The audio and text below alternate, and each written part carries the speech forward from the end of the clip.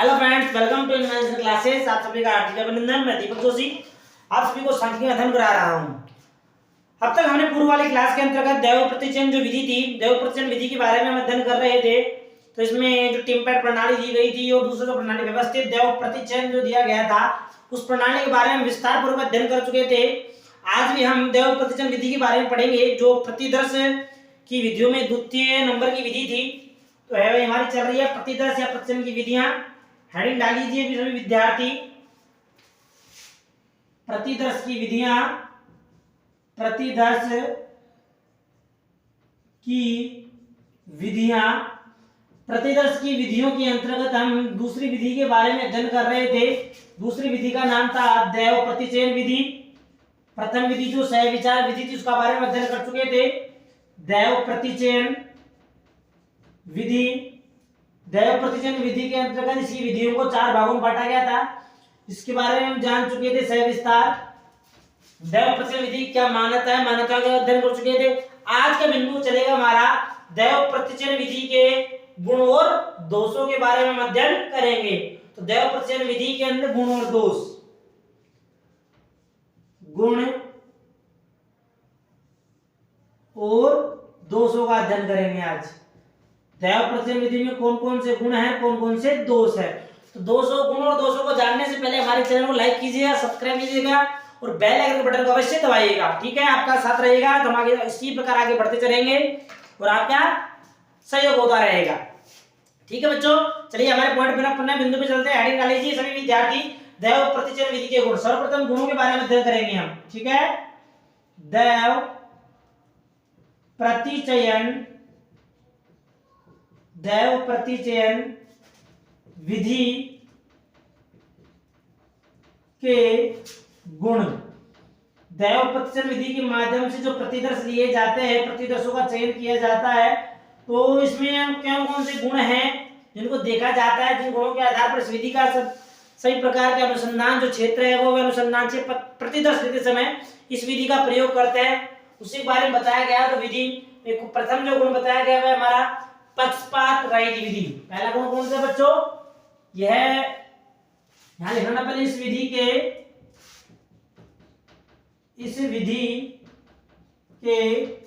निम्नलिखित, इस विधि के निम्नलिखित गुण हैं। कौन कौन से गुण हैं? नंबर पहला दोष देखिए, पक्षपात रहित विधि होना। पक्षपात रहित विधि कौन सी विधि है बच्चों? ये पक्षपात रहित विधि है। यानी कहने का तात्पर्य इस विधि के द्वारा जो प्रतिचयन दिए जाते हैं, प्रतिदर्श दिए जाते हैं, वो उस प्रतिचयन समय सभी इकाइयों के मध्य में पक्षपात नहीं किया जाता है। यानी भेदभाव वाली भावना बिल्कुल भी नहीं रहती है। बिना किसी भेदभाव के समकों का प्रतिदर्शों का चयन कर लिया जाता है। कुछ 2 लाइनों के माध्यम से हम अध्ययन जानकारी प्राप्त कर लेते हैं संपूर्ण। तो लिखिए, इस विधि में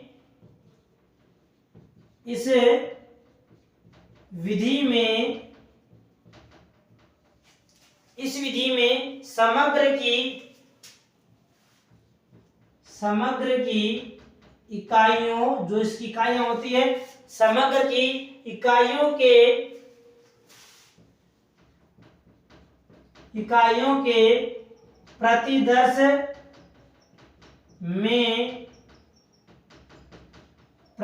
में सम्मिलित, जिन मदों को सम्मिलित किया जाता है, प्रतिदर्श में सम्मिलित होने के समान, प्रतिदर्श में सम्मिलित होने के समान, समान से तात्पर्य एक रूपता से, यहाँ पर समान अवसर होते हैं, समान अवसर होते हैं। समान होने से तात्पर्य है सभी प्रकार की इकाइयां जो होती है, सभी प्रकार की इकाइयों को प्रतिदर्श के रूप में सम्मिलित कर सकते हैं हम किसी भी इकाई में से। हमने माना किसी अनुसंधान क्षेत्र में 20 इकाइयां हैं, तो 20 इकाइयां मानो हमें 4 प्रतिदर्श है, तो 4 इकाई कोई सी हो सकती है। निश्चित नहीं है कि 4 इकाई 5-5 अंकों को 2-2 बिंदुओं को छोड़ते हुए ली जाएगी। यहाँ भी किसी प्रकार की इकाई का चयन करके प्रतिदर्श ले लिए जा सकते हैं। तो कहने का तात्पर्य यह हुआ कि इकाइयों के प्रतिदर्श में सम्मिलित होने के समान अवसर है, सभी इकाइयों के सम्मिलित होने के समान अवसर पाए जाते हैं। समझ आ गया। दूसरा गुण बताया गया है प्रतिचयन विभ्रम का माप होना। नंबर 2, प्रतिचयन विभ्रम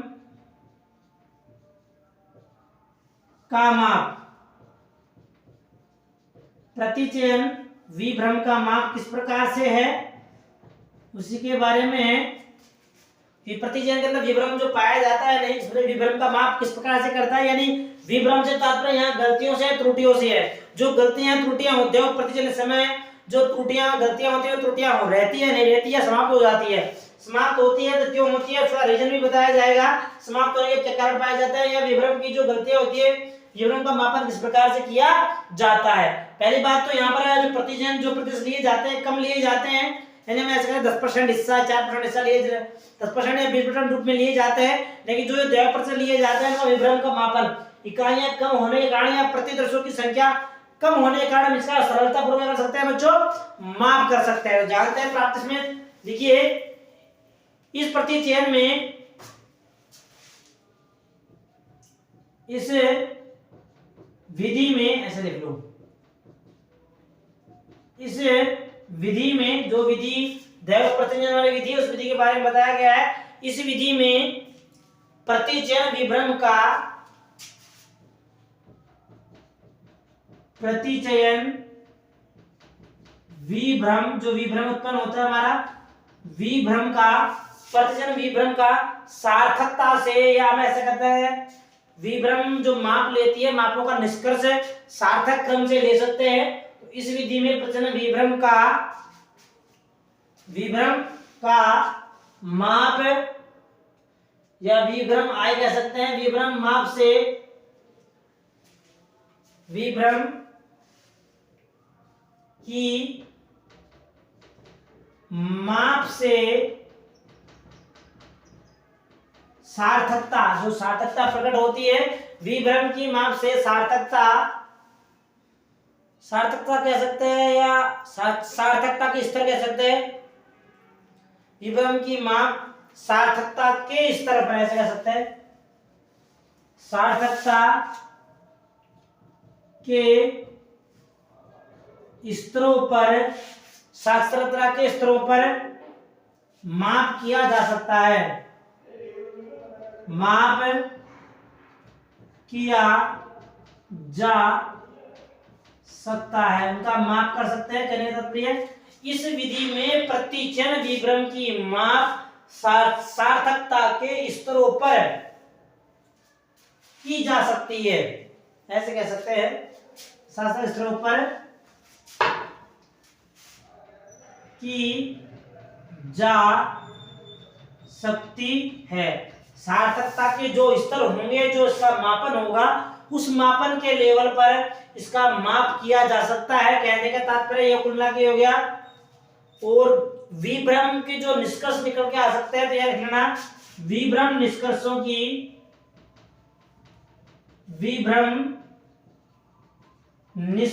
का मापन भी किया जा सकता है। विभ्रम निष्कर्षों का जो मापन होगा उसका मापन भी हम सरलता पूर्वक कर सकते हैं। नंबर 3 लिखिए मितव्ययी। तीसरा गुण बताया गया मितव्ययिता का। यह विधि मितव्ययी है या नहीं है उसके बारे में बताया जाएगा। पहली बात तो इसमें मितव्ययिता पर नहीं पाया जाता है क्योंकि इसमें प्रतिदर्श क्या होता है बच्चों कम होते हैं। तो प्रतिदर्श कम होने के कारण इसमें अधिक खर्चा नहीं होता, हमारा समय कम लगता है और हमारा कार्य भी तुरंत शीघ्रता से पूर्ण हो जाता है। तो देखिए प्रतिदर्शों का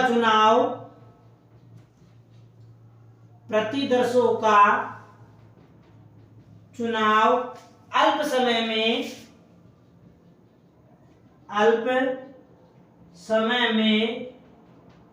हो जाने के कारण इस विधि में अनुसंधानकर्ता का इस विधि में अनुसंधानकर्ता का कम समय धन एवं श्रम लगता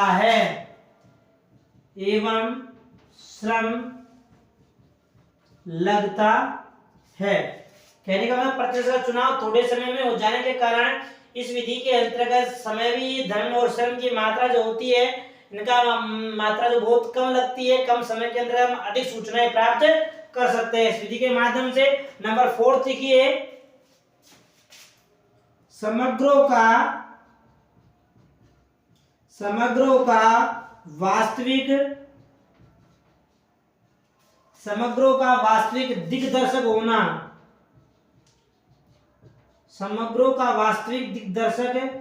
होना, दिग्दर्शकता क्या है बच्चों? दूर तक सोचने वाला, लंबी अवधि तक, जिस प्रकार से रामायण के अंतर्गत जो गिद्ध होता था वह लंबा अवधि तक देख सकता था, लंबी दूरी तक वहां दूरी का मापन था, उसी प्रकार यहाँ पर समग्रों का वास्तव जो समग्र लिए जाते हैं, जो प्रतिदर्श लिए जाते हैं, वे प्रतिदर्श ऐसे होते हैं जो बहुत सारी इकाइयों का मापन करने के लिए पर्याप्त होते हैं, यानी दूर तक सोचने की कैपेसिटी रखने वाले होते हैं। यानी प्रतिदर्श उन्हीं समग्रों प्रतिदर्श जो लिए जाते हैं समस्त इकाइयों में से उन्हीं इकाइयों को चयन किया जाएगा समग्र के अंतर्गत, जो भविष्य समय लंबे अवधि के लिए सूचनाएं एकत्र कर सकते हो। तो इसमें देखिए, प्रतिदर्श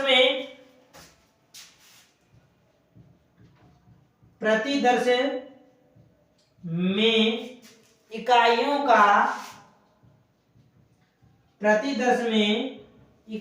का चयन करते समय, जब प्रतिदर्श समझ इकाइयों का चयन किया जाएगा, चयन करते समय समग्र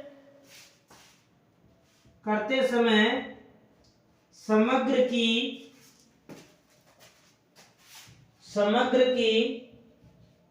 संपूर्ण विशेषता, जो संपूर्ण विशेषता क्वालिटी पाई जाती है, समग्र की संपूर्ण विशेषता एवं गुण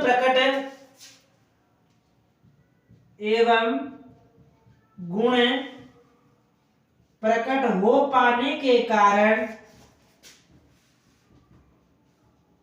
यानी मतलब समग्र के संपूर्ण इकाइयों के गुण और विशेषताएं जो होती है वह सरलता पूरा प्रकट हो जाती है, और प्रकट होने के कारण यह सभी इकाइयों के लिए दिग्दर्शक है। यह सभी इकाइयों के लिए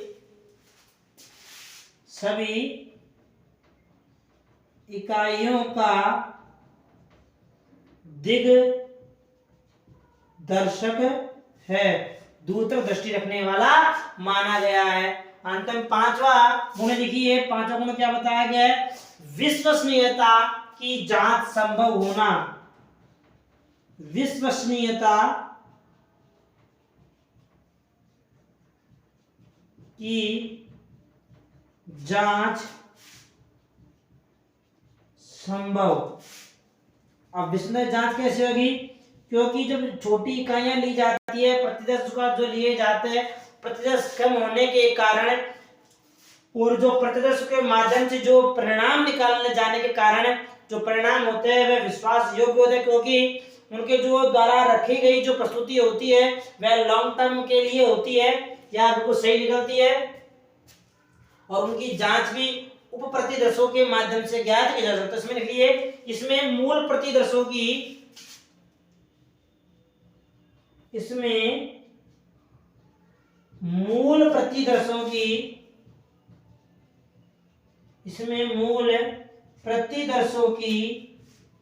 जांच के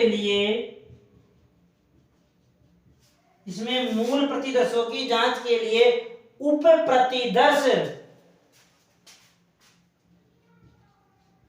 उप प्रतिदर्श होते हैं, जिससे परिणाम सही व विश्वास योग्य निकल कर आते हैं, विश्वास योग्य निकल कर आते हैं। हमें जो परिणाम आएंगे हमारे परिणाम कैसे होंगे, विश्वास योग्य होंगे, परिणाम हमारे गलत नहीं आएंगे। ये हमारे हो गए इसकी 5 विशेषताएं। पुनः रिपीट कर रहा हूं आप लोगों को। दैवप्रतिचरण के गुणों के गुण बताए गए हैं। नंबर 1 विशेषता सॉरी गुण है ये, पक्षपात रहित विधि। नंबर 2 प्रतिचय विभव का माप होना। नंबर 3 मितव्ययी न होना। नंबर 4 समग्रों का वास्तविक दिग्दर्शक होना। नंबर 5 विश्वसनीयता की जांच संभव होना। ये 5 गुण बताए गए हैं, इसको लिख लेना, स्क्रीनशॉट ले लेना। आगे हम अध्ययन करते हैं प्रतिदर्श विधियों की दोष। प्रतिदर्श विधियां जो है दैव प्रतिचयन विधि है, इस विधि के कौन कौन से दोष पाए गए हैं। इसलिए सभी विद्यार्थियों ने आगे चलते हेडिंग डाल लेना, प्रतिदर्श या दैव प्रतिचयन विधि के दैव प्रतिचयन विधि के दोष कौन कौन से इसके दोष हैं। फिर भी कोई बिंदु समझ में नहीं आया हो, कुछ पूछना हो तो आप पूछ सकते हो। कुछ विद्यार्थी पढ़ रहे हैं, सोच रहे हैं शायद सर पूरी बात लिखवाते हैं। पूरी नहीं, लिखना जरूरी है, क्योंकि लिखने से काफी कुछ याद रहता है लॉन्ग टर्म के लिए। नोट्स बनवाया जा रहे हैं आप लोगों के। हेड लेना दैव प्रतिचयन विधि के दोष। इस विधि के कौन कौन से दोष पाए गए हैं, तो इस विधि के निम्नलिखित दोष हैं। कौन कौन से दोष बताया गया है। नंबर 1 पहला दोष बताया गया है प्रतिनिधित्व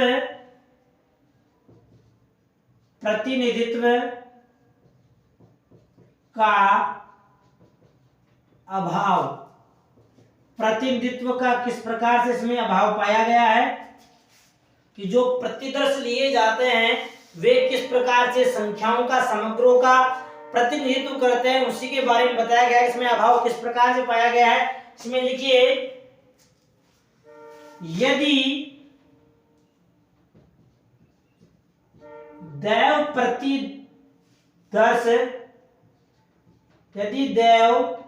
प्रतिदर्शों का आकार, जो इनका आकार बताया गया है, यदि दैव प्रतिदर्शों का आकार छोटा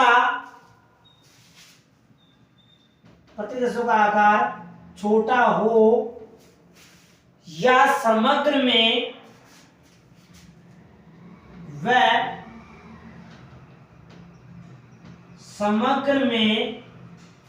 क्या पाएगा हो, या समग्र में अधिक विषमता हो तो समग्र में अधिक विषमता यानी स्वीकनेस कहने का तात्पर्य है अधिक विषमता हो तो, इसके बारे में पढ़ेंगे हम विस्तार से आगे चैप्टर में, अध्याय आएगा हमारा विषमता वाला चैप्टर, उसके बारे में हम जानकारी प्राप्त करेंगे। यदि प्रतिदर्शों का आकार छोटा व समग्र में अधिक विषमता पाई गई हो तो दैव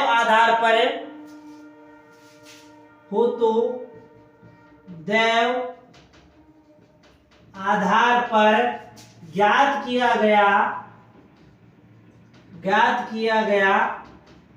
प्रतिदर्श, दैव आधार पर जो प्रतिदर्श दिया गया है तो दैव आधार पर ज्ञात किया गया प्रतिदर्श समग्र की इकाइयों का सही प्रतिनिधित्व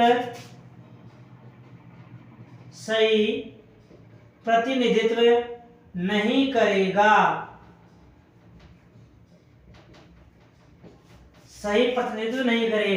और जब समग्र जो प्रतिदर्श दिया गया है वो सही प्रतिनिधित्व नहीं करेगा तो हमारे आंकड़े या परिणाम कैसे होंगे बच्चों, गलत रूप से प्रस्तुत हो पाएंगे। अगला दूसरा दोष लिखिए,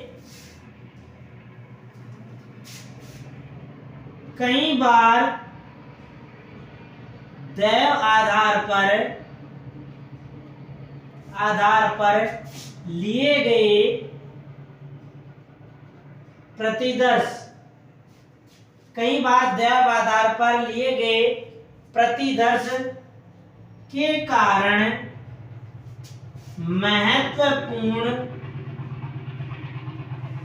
इकाइयां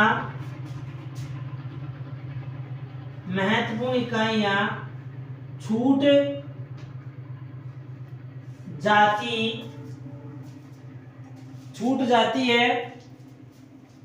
जाती है जिसके कारण भी प्रतिदर्श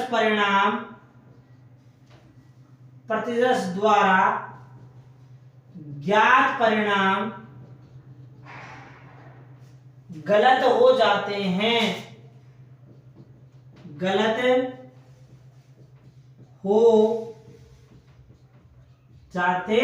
हैं।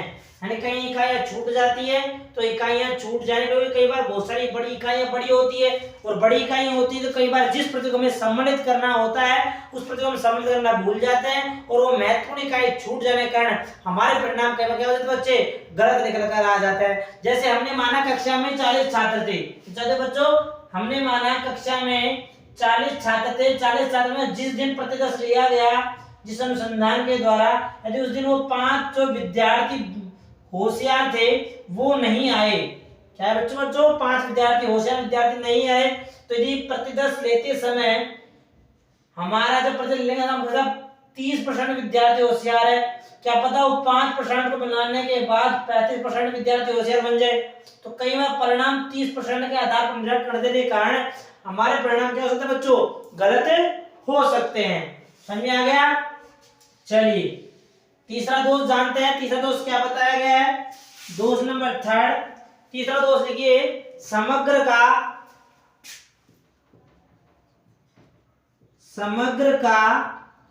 अत्यधिक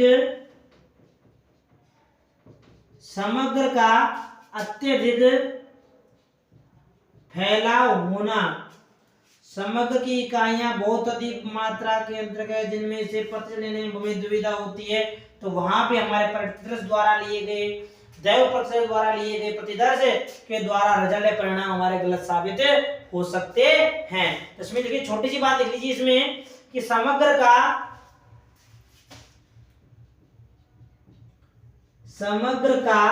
अत्यधिक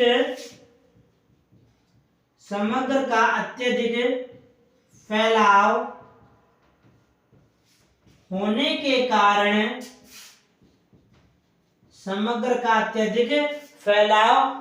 के कारण कुछ इकाइयां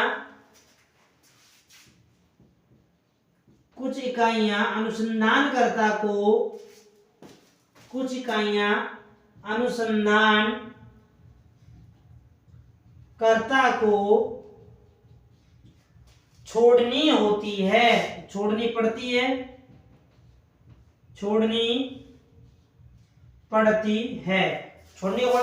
इकाइयां बहुत अधिक मात्रा में बड़ी इकाई है, और बड़ी इकाई में जब प्रतिदर्श हम जब ले रहे हैं तो कई बार बहुत सारी इकाइयों को देख पाना संभव सा हो जाता है, इसलिए अनुसंधानकर्ता के द्वारा कुछ इकाइयों को छोड़ दिया जाता है, छोड़नी पड़ती है। क्योंकि प्रतिदर्श में क्यों छोड़नी पड़ती है? क्योंकि प्रतिदर्श में कुछ इकाइयों को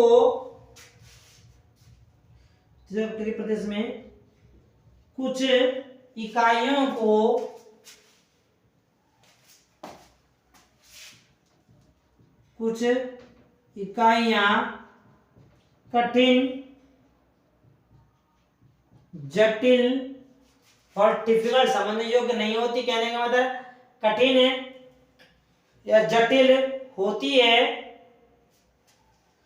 क्योंकि प्रतिदर्श में कुछ इकाइयों को, ऐसे करो इसको, कुछ इकाइयों को कर लो, ठीक है, आगे जाएगी। कुछ इकाइयों को शामिल करना मतलब सम्मिलित करना, उसको सम्मिलित करना कठिन व अव्यवस्थित कह सकते हैं या अव्यवहारिक कह सकते हैं। कठिन व अव्यवहारिक होता है, और अव्यवहारिक होने के कारण प्रतिदर्श हमारे गलत हो जाते हैं, इसलिए इसमें कई बार कुछ इकाइयां छूट भी जाती है। ये हमारे 3 दोष बताए गए हैं इसके अंदर किताब में कि दैव प्रतिचयन विधि के 3 दोष पाए गए हैं। प्रतिनिधित्व का भाव अभाव में पाया जाना, कई बार दैव आधार पर लिए गए महत्व ऐसे कह सकते हैं महत्व इकाइयों का छूट जाना, और नंबर 3 समग्र का अत्यधिक फैलाव होना। ये 3 प्रकार के दोष बताए गए हैं। ये हमारे आज दैव प्रतिचयन विधि के गुणों के बारे में, दोषों के बारे में संपूर्ण बिंदु हो चुके हैं। छोटा सा ही बिंदु एक और है, इसमें 3 4 2 अंतर बताए रखे हैं, तो वो अंतर डालते हैं। प्रथम विधि और द्वितीय विधि के बीच मध्य में क्या अंतर पाया जाता है, इसका स्पष्ट लेना। आगे अध्ययन करते हैं हम सहविचार एवं दैव प्रतिचयन विधि के दोष। स्क्रीनशॉट। चलिए दोष का सहविचार और दैव प्रतिचयन विधि में अंतर, इस विधि में कौन कौन से अंतर पाए जाते हैं, गुणों और दोषों का अंतर भी जान लेते हैं। ज्यादा बड़ा टॉपिक है, छोटा टॉपिक आपका हो जाएगा आज में। कल हम नई विधि के बारे में अध्ययन करेंगे।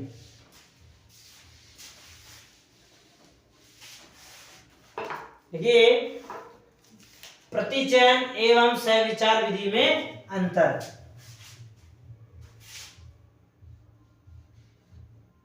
सहविचार एवं दैव प्रतिचयन विधि में अंतर। इन दोनों में क्या क्या अंतर पाया जाता है उसी के बारे में पढ़ेंगे हम। ज्यादा अंतर नहीं है, 1 2 अंतर बताया गया, 2 3 अंतर। ठीक है, यहाँ लिखिए अंतर का आधार, एक क्रमांक संख्या, यहाँ लिखिए अंतर का आधार,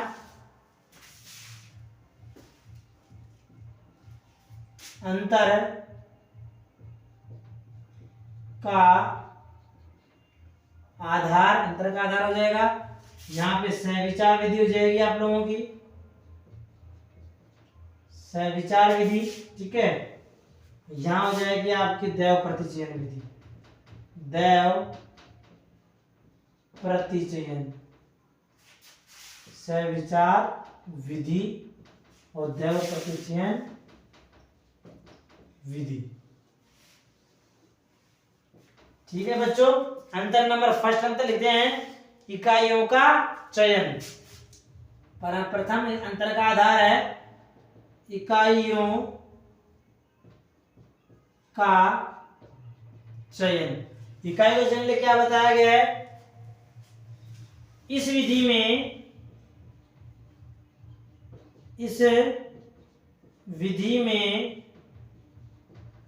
इकाइयां, सहविचार विधि में, इस विधि में इकाइयां स्वेच्छा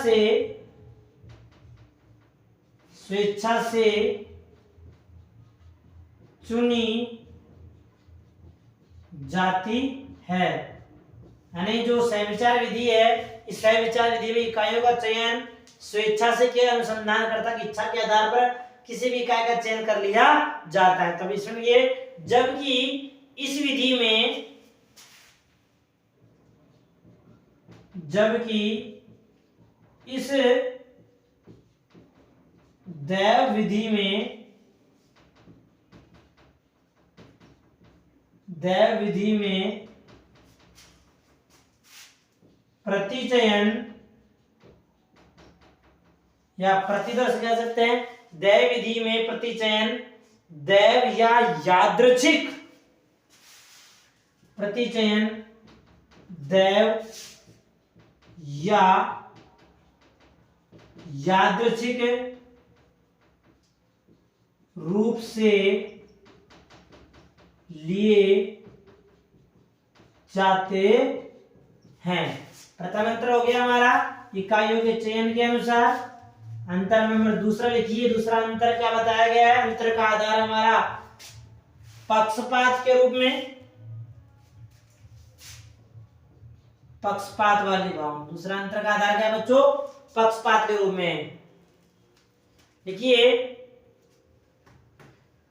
सहविचार विधि, सहविचार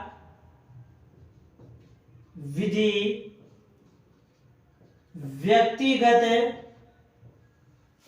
व्यक्तिगत पक्षपात से प्रभावित होती है। पक्षपात क्यों होगी? क्योंकि इसमें इकाइयों का चयन व्यक्ति की इच्छा के अनुसार किया जा रहा है। स्वेच्छा से चयन करने के कारण यह विधि व्यक्तिगत पक्षपात से संबंधित मान ली जाती है कि जब व्यक्ति अपनी इच्छा से प्रतिचयन ले रहा है तो कई बार वह भेदभाव भी कर सकता है, और जबकि इसमें पक्षपात संभावना बिल्कुल भी नहीं रहती, क्योंकि चयन केवल दैव आधार पर होता है। तो इसमें लिखिए, जबकि इस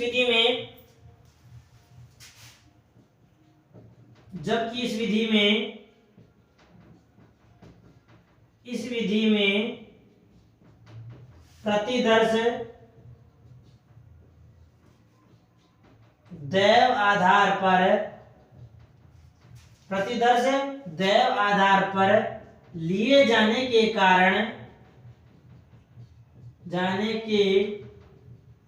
कारण यह पक्षपात रहित होती है। यानी पक्षपात नहीं होने की संभावना है, इसमें पक्षपात नहीं होता है, जबकि इस विधि में पक्षपात होता है।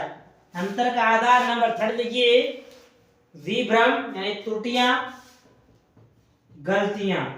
ठीक है, विभ्रम के लिए क्या बताया गया है? लिखिए, इस विधि में विभ्रम एक दिशा की ओर एवं संचयी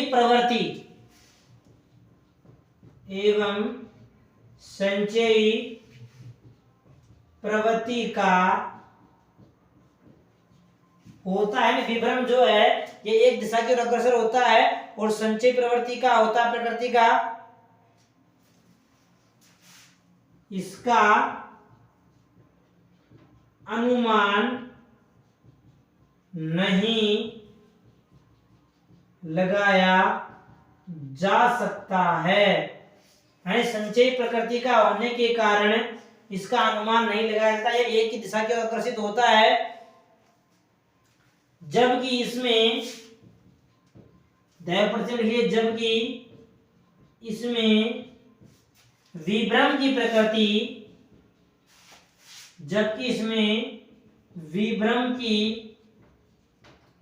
प्रकृति जिसकी प्रकृति होती है, प्रकृति दो आधारों पर होती है, प्रकृति सम और विषम के रूप में होती है, जिसके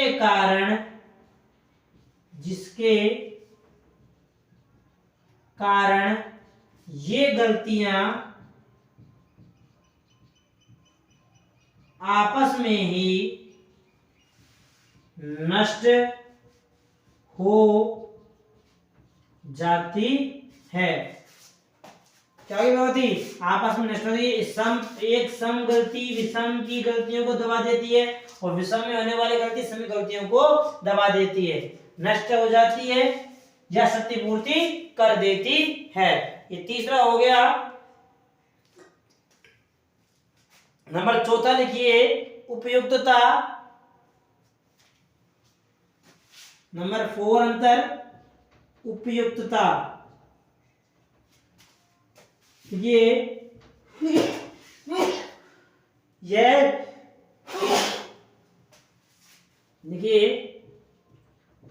विधि एक ही प्रकार के क्षेत्रों में उपयुक्त है, जबकि जो दैव प्रतिचयन विधि है हर प्रकार के क्षेत्र के लिए उपयुक्त मानी जाती है। देखिए, जबकि यह विधि हर प्रकार के